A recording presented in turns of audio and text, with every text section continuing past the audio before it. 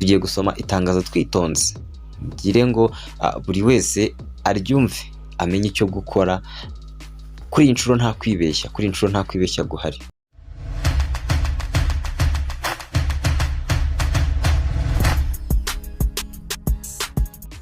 Yes guys, reka twongere tubasuhuze kandi tubahe ikaze kuri YouTube channel yacu Vumbura TV. Kuko bisanzwe ibiganiro byacu byibanda kuri cryptocurrency, by'umwihariko mining platform. Nkuko muri kubibona imbere yanjye rero tugarutse kuganira kuri wa mushinga wa KOA. Nizere ko abamaze kurya amafaranga bo bayariye.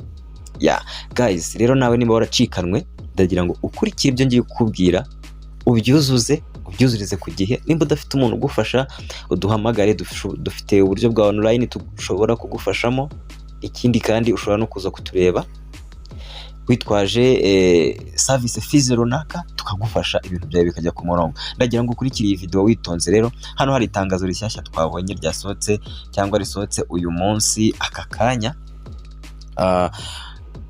Muri application tumayiningiramo ya Satoshi hari itangazo ribonetse. Ndagira ngo turisome, turisesengure, turyumve. Ntabwo nshaka ko abantu bacikanywe no kubikura kwa mbere nanone bazongera gucikanwa no kubikura kwa nyuma. Ntekereza ko iyi banking ya kabiri mugomba kuyiprofita. Nta mpamvu yo kwigira umunyabwenge ngo ibintu warabikoze kandi utarabikoze. Ushobora kuduhamagara tukagufasha mu gihe ubona utabishobora, mu gihe ubishoboye ni byiza.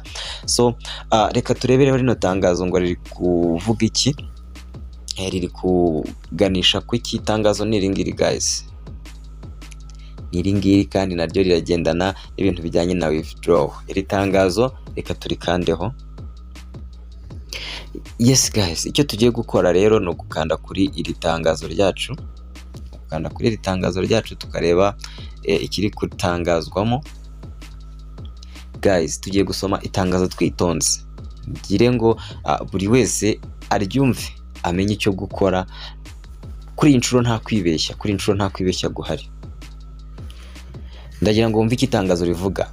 The second round of KOA withdrawal processing time was set at UTC 2023 05 15 8 00 PM. AM. However, in consideration of users who didn't link the address in time for the last round, we have added extra process time at UTC 2023 03 28 AM.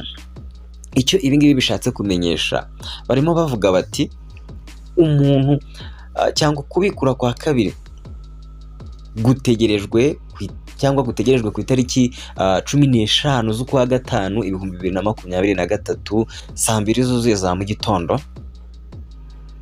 Hanyuma rero ku bantu batigeze barinkinga address bwa mbere, abantu batakoze withdraw, birumvikana barasabwa cyangwa bongerewe igihe runaka cyangwa bahawe igihe runaka cyo kuba bamajije kurinkinga address zabo bitarenze tariki ya 20 z'ukwa gatatu.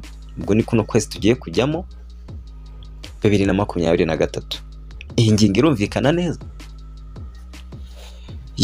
Kubikura cyangwa guclaiminga ku bantu batarinkinze address, nagere mbisubiremo, ni ku itariki 15 z'ukwa gatanu 2023 saa 2 zuzuye. Hanyuma itariki ntarengwa yo kuba abantu bose bamayininze coin bararinkinze cyangwa barahuje withdrawal address zabo zo muri MetaMask ni application ya Satoshi ntibigomba kurenga ku itariki ya 20 z'ukwa gatatu 2023. Nta yindi next bunch nigeze bavuga ko izaba, ko ni bunches ebyiri zizabaho. Bunch ya mbere ni iriya withdraw ya mbere twakoze cyane, niba ari abantu ba mbere bakoze claiming. Bunch ya kabiri ni gucika muntu. Rero sinzi ikizakurikiraho, nimba bazatorera I don't know. Gusa nimba waramayininze coin ukaba utaragize amahirwe yo ku withdrawinga kuri round 1, round 2 ntizagucike nibiba ngombwa, kuko ndabiza benshi mwanze kubikora, mwanga gutanga bibiri bya service ngo babafashe cyangwa 3,000 kubabizi.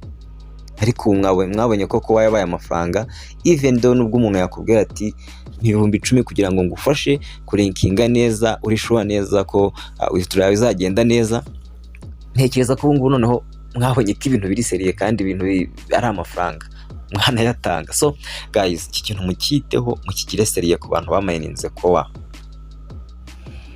Ikindi kintu mukwiriye guha agaciro guys, ngira ngo twabonye ko hari uburyo tudutradinga kowa kuri za Bybit, OKX, Nexus, Bitrue n'andi ma exchange menshi cyane. Ariko ikindi kintu ukwiriye kwitaho, udakwiriye kurenza ingohe cyangwa ukwiriye kumenya, ni ukutalinkinga application cyangwa wallet address ya exchange n'imwe muri izo ngizo zose wumvise. Yes, urugero ntuzigere uzana address ya OKX ngo ugiye kuyilinkinga kuri application tumayiningiraho. Icyo ni cyambere. Ntuzazane link ya wallet address ya Bybit ngo uyishyiraho, ntuzazane link ya Nexus, ntuzazane link ya Bitrue, ntuzazane link ya ariya ma exchange yose. Dore wallet address ugomba kuzana wallet address ya MetaMask. Guys, aka kantu nako mukamenye, ugomba kuzana wallet address ya MetaMask. Icyo nacyo ndakeka kiri clear kandi kirumvikana kuko nkivuzeho inshuro zirenze 3. Okay guys, reka dufungure application ya MetaMask, hanyuma turebe aho bakura address yo kujya kulinkinga. Video yo kulinkinga yo twarayikoze, ngira ngo ibyo murabizi. Reka turebe muri MetaMask aho uzaclaimingira ziriya kowa mu kwezi kwa 5. Bibuta ko kulinkinga address bitagomba kurenza ku itariki 20 z'ukwezi kwa 3. Ni ibintu ugomba kwitaho cyane rero. Yes guys, dore ubu ngubu maze gufungura MetaMask yanjye. Reba ibyo uzakora kugira ngo ureceiving ziriya kowa. Ibyo ndi gukora cyangwa iyi video tutorial ndi gukora igomba gufasha abantu batigeze baclaiminga bwa mbere. Uwaclaiminze bwa mbere azakomereza muri za nzira zo guclaiminga nta kibazo. So muntu utarakilaiminga ho na rimwe, uzafungura application yayo ya MetaMask, ufungura account kuri MetaMask, birazwi kandi birasobanutse n'amavideo twarayakoze. Uze ukande kuri receive,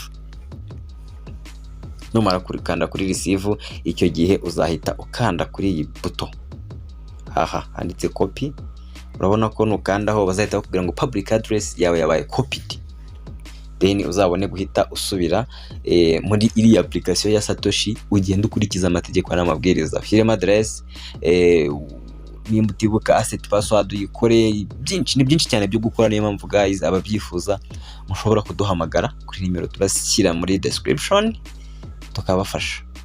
Bibutsa ko kugufasha no kwishyura amafaranga make cyane, ntabwo ari menshi, kandi tugufashiriza buri hose mu buryo bwa online birakunda. Hanyuma rero numara ku linkinga, tugeze mu kwezi kwa 5 ugiye ku withdrawinga, uzafungura MetaMask yawe nkuko uri kubona iyanjye yafungutse. Ukande hariya hejuru ku turongo 3, then uze uselectinge hano handitse browser, ufyondeho utegereze akanya gato. Yes, ikintu cya mbere uzarebaho rero tutiriwe tujya kure, nuko nje hari ibyo nari naramaze gushyiramo. Weho ikintu cya mbere uzarebaho no kureba hano hasi. Hano hasi hazaba handitse umubare ntazi, haba handitse 1, haba handitse 2, I don't know. Weho uzakandaho. Purpose yo gukanda kuri uyu mubare no kugira ngo dukore tab nshyashya cyangwa table nshyashya, hanyuma tuze kubona uburyo twinjizamo interface yo guclaimingiraho kowa zacu kugira ngo zijye kuri wallet. Ibyo ukimara kubikora, uzahita ukanda kuri plus ku kimenyetso cyo guteranya, then utegereze hazafunguka table nshyashya cyangwa tableau nshyashya idafite ikindi kintu kiyirimo. Then uzahita ukanda hano rimwe, then uzara hejuru batayipingira hano, wandikemo ibyo ngiye kukubwira. Uzandikamo kowa.do.org, kowa.do.org. Ibyo bintu ugomba kwandikamo.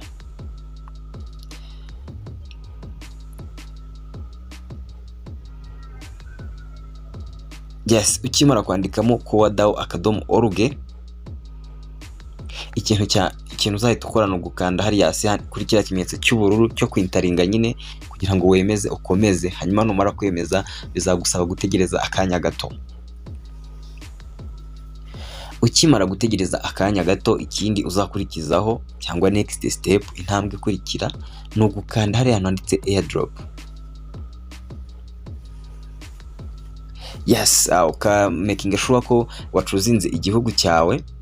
Iyi tutorial twarayikoze ariko reka tuyisubiremo kugira ngo enda n'abatarayibonye bayibone. Yes, wabona hano harimo igihugu cyawe, ugahita ukanda hano handitse confirm kugira ngo uprocessinge cyangwa ukomeze. Rero hari uburyo bubiri, usibye ko nge nabikoze, hari uburyo bubiri ushobora kurinkingamo ukoresheje OKX cyangwa MetaMask. Go uzahitemo MetaMask kuko niyo nziza, hanyuma uzagera hano ho guclaimingira. Hano hejuru rero uzahabona ibyitwa total remaining to vest, mbese nibyo uzaba usigaje cyangwa nibyo uba usigaje guclaiminga utraclaiminga. Wehoje kubera ko azaba ari ubwa mbere, iri jambo bita claim rizaba risa umweru cyane. Uri kubona nge n'umweru wijimye kubera ko namaze guclaiminga ku nshuro ya mbere, sigaje guclaiminga izindi nshuro nyinshi cyane kugeza aya makoa 400 ashizeho guys. Hanyuma rero icyo ugomba gukora nugera hano no gukanda kuri claim, ugategera akanya gato, ibyo waclaiminze bikijyana kuri wallet yawe, ukabisanga kuri wallet. Hanyuma rero nkirahanga ndagira ngo nsubize n'abantu bamaze guclaiminga ku nshuro ya mbere. Ngira ngo ahangaha sinzi nimba mujya muhasura buri munsi, mubona ko koa zanyu zigenda ziyongera. Nababwiye formule y'ukuntu koa bazazibaha. Ufata koa ufite hariya hejuru zo kuri vest, ndavuga ngo ufata koa ufite hariya hejuru kuri vest, then ukazigabanya inshuro 24 kugira ngo umenye ko bazajya baguha buri kwezi. Ukaziclaiminga zikajya kuri wallet yawe, ukazidelegatinga cyangwa ukanazisstakinga bitewe nuko ubyifuza, cyangwa ukaziwithdrawing. Guys, very simple and this is money, right? Formule yo niyo ngiyo, ni ukugabanya 24. Impamvu ariyo mvuga ko ugomba kugabanyaho nuko izi coin zo kuri vest tugomba kuzibona mu gihe cy'imyaka 2, kandi imyaka 2 ingana n'amezi 28. Ni ukuvuga ngo buri kwezi hari ibyo bagomba kuguha. Guys, ntekereza ko rero byari ibyo nari mfite kubabwira uyu munsi. Weho utarakanda subscribe kuri channel yacu, ushobora gukanda kuri subscribe, ugakanda no kunzogera kugira ngo tujye tubana 5 kuri 5 ku biganiro byiza bya cryptocurrency, especially byibanda kuri mining platform na investment platform muri cryptocurrency. Reka rero nsoze iyi video mbifuriza ibihe byiza aho muri hose, nizera ko mumeze neza cyane.